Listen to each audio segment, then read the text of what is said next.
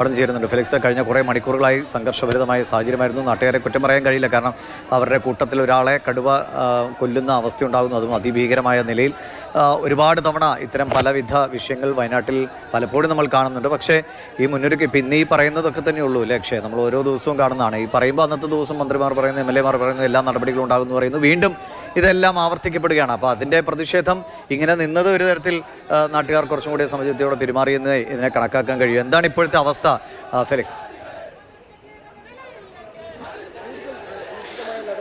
ദിവേഷ്, ഏറ്റവും പ്രധാനപ്പെട്ട കാര്യം കടുവയെ പിടികൂടുക എന്നതാണ്. പിടികൂടാനുള്ള ശ്രമം വനം വകുപ്പ് നടത്തുന്നത് ഒന്ന് കൂട് സ്ഥാപിച്ചാണ്. അങ്ങനെ ഒരു കൂട് ഇവിടെ എത്തിച്ചിട്ടുണ്ട്. അതായത് ഞാൻ നിൽക്കുന്ന സ്ഥലത്ത് നിന്നും ഏതാണ്ടൊരു 200 മീറ്റർ അപ്പുറത്താണ് ഈ സംഭവം നടന്നത്. അപ്പോൾ അവിടെ ഈ കൂട് എത്തിച്ചിട്ടുണ്ട്. അപ്പോൾ ഇവിടെ വരെ കൂട് എത്തിച്ചിട്ടുണ്ട്. ഇനി അപ്പുറത്തേക്ക് കൂട് കൊണ്ടുപോകണം. ഏതായാലും കടുവയെ വെടിവെച്ച് കൊല്ലാനുള്ളൊരു തീരുമാനത്തിലേക്ക് പോയ സ്ഥിതിക്ക് ഇനിയും അത് വളരെ വേഗത്തിൽ അത്തരം നടപടിയിലേക്ക്, അല്ലെ കടുവയെ പിടികൂടുക എന്നാണ് ഏറ്റവും പ്രധാനപ്പെട്ട കാര്യം, അതിലേക്ക് നീങ്ങുന്നു എന്ന് തന്നെയാണ് നമുക്ക് മനസ്സിലാക്കാൻ കഴിയുന്നത്. പക്ഷേ കടുവ ഇപ്പോൾ എവിടെയുണ്ടെന്ന് ട്രാക്ക് ചെയ്യാൻ കഴിഞ്ഞിട്ടില്ല.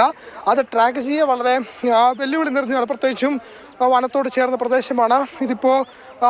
ഇവിടെ വനത്തോട് ചേർന്നൊരു പ്രദേശമായതുകൊണ്ട് തന്നെ കടുവ എവിടെ ഉണ്ടെന്ന് കണ്ടെത്താൻ സാധിക്കില്ല. പക്ഷേ നരഭോജിയായ ഒരു കടുവയായതുകൊണ്ട് തന്നെ വെടിവെച്ച് കൊല്ലാൻ ഒരു തീരുമാനം ആയ സ്ഥിതിക്ക് ഇനിയിപ്പോൾ അതുമായി മുന്നോട്ട് പോകുക തന്നെയാണ് വനം വകുപ്പ്. അതിൻ്റെ മുന്നൊരുക്കം എന്ന രീതിയിലാണ് ഇപ്പോൾ ഇവിടെ കൂട് സ്ഥാപിക്കാൻ ഈ പ്രദേശത്തേക്ക് ഇപ്പോൾ എത്തിച്ചിട്ടുള്ളത്. വനംവകുപ്പിൻ്റെ RRT സംഘം അടക്കമുണ്ട്. പക്ഷേ നാട്ടുകാർ പറയുന്നത് ഇതൊരു താൽക്കാലിക പരിഹാരമാണ്. താൽക്കാലിക പരിഹാരമല്ല വേണ്ടത്, ശാശ്വതമായൊരു പരിഹാരം വേണം.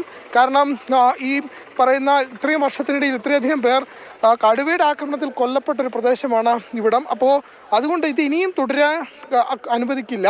അപ്പോൾ അത്രയും വേഗം അതിനുള്ള പരിഹാരം ഉണ്ടാകണം, അതിനുള്ള ശ്രമം നടത്തണം എന്നതാണ് അവരുടെ ആവശ്യം. അതുകൊണ്ട് താൽക്കാലികമായി പ്രതിഷേധമൊക്കെ അവസാനിപ്പിച്ചെങ്കിലും ഈ പൂർണ്ണമായും ശാശ്വതമായ ഒരു പരിഹാരം ഉണ്ടാകുന്നതുവരെ അതിശക്തമായ രീതിയിലുള്ള പ്രതിഷേധം തന്നെ തുടരാനാണ് നാട്ടുകാരുടെ തീരുമാനം. അതിൽ ഇപ്പോഴത്തെ സാഹചര്യത്തിൽ കടുവയെ പിടികൂടുക, അതായത് കടുവയെ വെടിവെച്ച് കൊല്ലുക എന്നൊരു ദൗത്യത്തിലേക്ക് നീങ്ങേണ്ടതുണ്ട്. പക്ഷേ അതിൻ്റെ ഒരു മുന്നൊരുക്കം എന്ന നിലയിലാണ് ഇവിടെ ഇപ്പോൾ കൂടെ എത്തിച്ചിട്ടുള്ളത്. മാത്രമല്ല ആളുകളെ സംബന്ധിച്ചിടത്തോളം വലിയ ആശങ്കയുണ്ട്. ഇങ്ങനെ ഒരു സംഭവം നേരത്തെയും ഈ പ്രദേശത്ത് കടുവ ഇറങ്ങിയിരുന്നു. അപ്പോൾ വലിയ രീതിയിൽ അവർ നാട്ടുകാരടക്കം ഇവിടെ എത്തി പറഞ്ഞതാണ്, നിവേദനമടക്കം മന്ത്രിക്കടക്കം നൽകിയതാണ്. പക്ഷേ അതിലൊന്നും തന്നെ പരിഹാരമുണ്ടായില്ല. മന്ത്രി തന്നെ ഫെൻസിങ് സ്ഥാപിക്കാൻ തയ്യാറായതാണ്. പക്ഷേ അതിൻ്റെ ടെൻഡർ പൂർത്തിയായില്ല എന്ന് മന്ത്രി പറയുന്നു. പക്ഷേ ജനങ്ങളെ സംബന്ധിച്ചിടത്തോളം സാങ്കേതികത്വം ഒന്നും തന്നെയല്ല, അവരുടെ സുരക്ഷയാണ് ഏറ്റവും പ്രധാനപ്പെട്ട കാര്യം.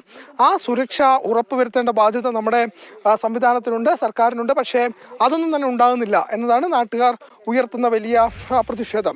ഏതായാലും ഇപ്പോഴത്തെ സാഹചര്യത്തിൽ ഇവിടെയുള്ള ആളുകളുടെ ഒരു ആശങ്ക അത് വളരെ പ്രധാനപ്പെട്ട ഒന്നാണ്. ആ ആശങ്ക പരിഹരിക്കേണ്ടതുണ്ട്. ഇനിയിപ്പോൾ ജോലിക്ക് പോകുന്നവരാണ്. അപ്പോൾ ഈ കാപ്പിത്തോട്ടത്തിലും ഒക്കെയായി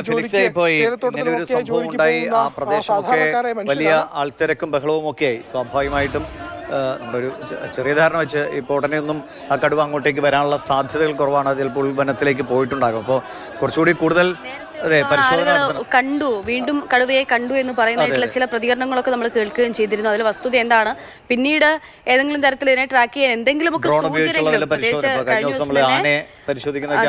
ഡോക്ടർ K. ഈശ്വരൻ നമുക്കിപ്പോൾ അതിൽ ചേർന്നപ്പോൾ അദ്ദേഹം പറയുന്നുണ്ടായിരുന്നു, ഇങ്ങനെ ഇറങ്ങുന്ന കടുവയെ പിടികൂടാനുണ്ടാകുന്ന നല്ല സങ്കീർണത എത്രത്തോളമാണെന്ന്. കാരണം ഇത്രയും വലിയൊരു പ്രദേശമാണ്, അവിടെ നിന്ന് കടുവ ഒളിക്കും. അപ്പോൾ കടുവയെ കണ്ടെത്തുക അത്ര എളുപ്പമുള്ളതല്ല. എന്താണ്, എന്തെങ്കിലുമൊക്കെ സൂചന ലഭ്യമാകുന്നുണ്ടോ? ഈ കൂട് എവിടെയൊക്കെ വെക്കാനാണ്? ഒറ്റക്കൂട് പറ്റില്ല, ഏതൊക്കെ സ്ഥലത്ത് വെക്കാനുണ്ട്? ഇതിനെ സ്പോട്ട് ചെയ്യാന്നുള്ളതല്ലേ ആദ്യ ഘട്ടത്തിൽ വേണ്ടത്? തീർച്ചയായിട്ടും ദിവിഷ, നേരത്തെയും കഴിഞ്ഞ ദിവസവും നമുക്കറിയാം പുൽപ്പള്ളി മേഖലയിലടക്കം ഇങ്ങനെ കടുവ ഇറങ്ങിയ സമയത്ത് അതിനെ പിടികൂടാൻ വലിയ ദൗത്യം വേണ്ടി വന്നു. ആ വലിയ ദൗത്യത്തിനൊടുവിലാണ് കടുവയെ പിടികൂടാൻ സാധിച്ചത്. അപ്പോൾ ഇത് വളരെ എളുപ്പമുള്ള ഒന്നല്ല. പക്ഷേ ഇതൊരു നരഭോജി കടുവയായതുകൊണ്ട് തന്നെ എത്രയും വേഗം പിടികൂടണം എന്ന് തന്നെയാണ് നാട്ടുകാരുടെ ആവശ്യം. ഇപ്പോഴത്തെ സാഹചര്യത്തിൽ ഇവിടെ കൂടെത്തിച്ചിട്ടുണ്ട്. കൂടെത്തിക്കുക മാത്രമാണ് ചെയ്തത്. അതിനപ്പുറത്തേക്ക് നടപടിക്രമങ്ങൾ ഇനിയും മുന്നോട്ട് പോകേണ്ടതുണ്ട്. കടുവ എവിടെ ഉണ്ട് എന്ന് സ്പോട്ട് ചെയ്യേണ്ടതുണ്ട്. വനംവകുപ്പിൻ്റെ കൂടുതൽ ഉദ്യോഗസ്ഥർ ഇവിടെ എത്തേണ്ടതുണ്ട്. RRT ഉദ്യോഗസ്ഥർ മാത്രമാണ് ഇപ്പോൾ ഈ പ്രദേശത്ത് ഇവിടെയായിട്ട് ഉള്ളത്. ഏതായാലും ആളുകളുടെ ആശങ്ക വളരെ പ്രധാനമായ ഒന്നാണ്. ആ ആശങ്ക പരിഹരിക്കേണ്ടതുണ്ട്. ഇപ്പോഴത്തെ സാഹചര്യത്തിൽ കടുവയെ എത്ര വേഗം പിടികൂടാമോ അത്ര വേഗം പിടികൂടി വെടിവെച്ച് കൊല്ലുക. കാരണം മനുഷ്യൻ്റെ ഇറച്ചി ഭക്ഷിച്ച ഒരു കടുവയാണ്. അതിനിപ്പോൾ അതിൻ്റെ ടെൻഡൻസി വീണ്ടും കാണിക്കാനുള്ള സാധ്യതയുണ്ട്. അപ്പോൾ അതൊക്കെ ഉണ്ടാക്കുന്നൊരു ഭയം ആളുകളെ സംബന്ധിച്ചിടത്തോളം ഉണ്ട് എന്നതാണ്. ആ ഭയം ആളുകൾക്ക് ഈ മാറ്റുക എന്നത് വളരെ പ്രധാനപ്പെട്ട കാര്യം തന്നെയാണ്. അപ്പോൾ ഇവിടെയുള്ള ആളുകൾക്കും അങ്ങനെ ഒരു ആശങ്ക ഉണ്ട് എന്ന് നമുക്ക് മനസ്സിലാക്കാൻ കഴിയുന്നു.